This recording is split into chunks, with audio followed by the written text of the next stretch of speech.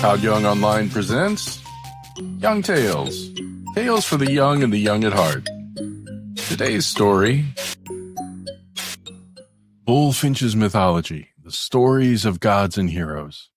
The story of Midas. Bacchus, the god of wine and revelry, once realized his old schoolmaster and foster father, Silenus, had gone missing. Silenus, as was his habit, had indulged too deeply in drink and wandered away. He was found by a group of peasants who, recognizing the eccentric old man, brought him to their king Midas.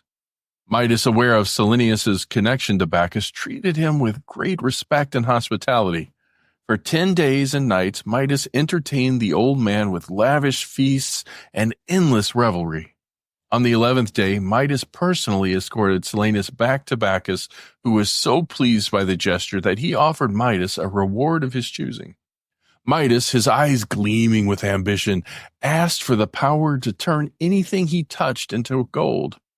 Bacchus sighed, regretting the king's choice, but bound by his promise. "So be it," the god said, "but you may come to wish otherwise." At first, Midas was overjoyed. Testing his newfound power, he plucked a twig from an oak tree and watched in amazement as it transformed into pure gold. Stones, clumps of earth, even an apple from the garden, all turned to gleaming treasure at his touch. Ecstatic, he returned to his palace and ordered a great feast to celebrate.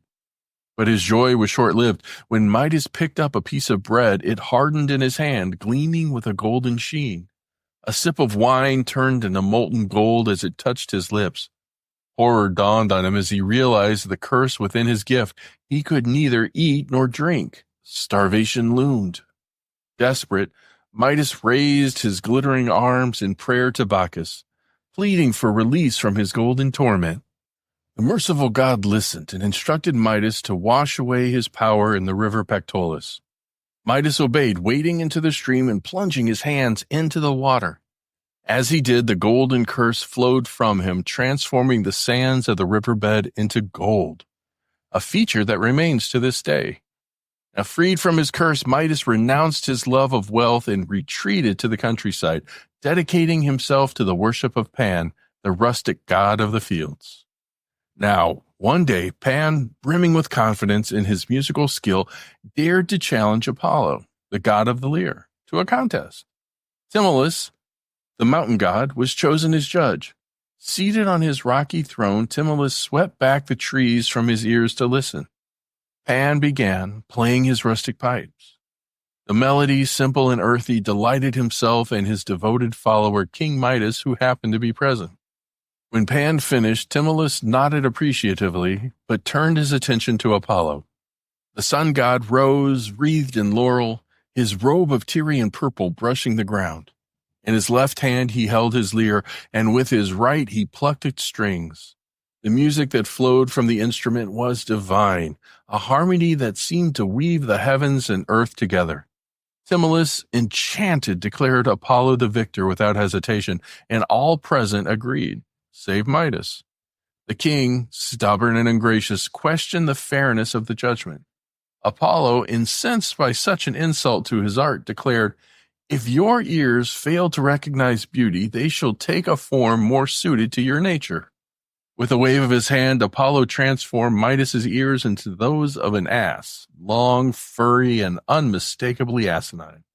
Mortified, Midas concealed his humiliation beneath a turban, revealing his secret to no one but his barber. Sworn to secrecy under threat of severe punishment, the barber struggled to contain the tale. Unable to bear the burden, he dug a hole in a meadow, whispered the secret into it, and covered it with earth. From that spot, a bed of reeds sprang up. Whenever the wind passed through them, they whispered, "Midas has ass's ears," spreading the secret far and wide. Thus, the king's shame became the subject of mockery throughout the land. Now, Midas's father, Gordias, had his own tale of fate and prophecy. Gordias had been a simple farmer, driving his wagon into the square of Phrygia when the people, following an oracle's command, proclaimed him king. The oracle had declared that their future ruler would arrive in a wagon, and Gordias fit the description perfectly. In gratitude, Gordias dedicated his wagon to the gods, tying it to a post with a complex knot, the Gordian knot. It was said that whoever could untie the knot would become the lord of all Asia. For years, the knot defied all attempts to unravel it until Alexander the Great arrived in Phrygia. After struggling with the knot, Alexander, in his characteristic boldness, drew his sword and sliced it in half. By this act, he fulfilled the prophecy in his own way and went on to conquer Asia, cementing his legacy as one of history's greatest rulers. These intertwined tales of Midas reflect the themes of greed, pride, and the capricious nature of the gods, serving as timeless lessons on the perils of hubris and the virtues of humility. And here's where we end for today. Young Tales is produced and narrated by Todd Young from Todd Young Online. If you enjoyed this, please like and subscribe and join us next time for another story. Thank you for your support.